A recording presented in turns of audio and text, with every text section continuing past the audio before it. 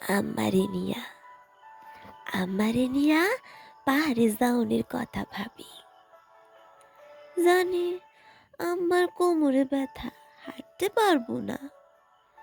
তবু পাহাড়ের সবচেয়ে উঁচু চূড়ার মাচাং ঘরে বইসা আমা পাহাড়ের বুকে মেঘের উড়াউড়ি দেখুক। আমারে নিয়া সোনা দিয়া দ্বীপে যাওনের কথা ভাবি। জানি আমার দুঃখ শুনবার কেউ নাই কতকাল।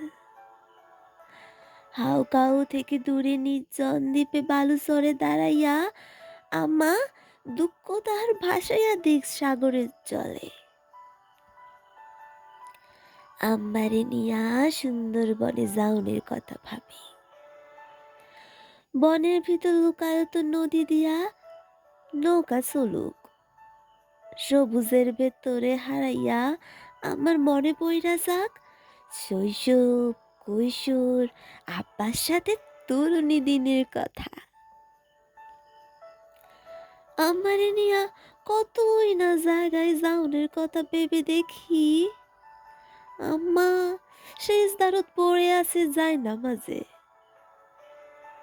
মোনাজাতে ফুরিয়া তার আল্লাহর দরবারে।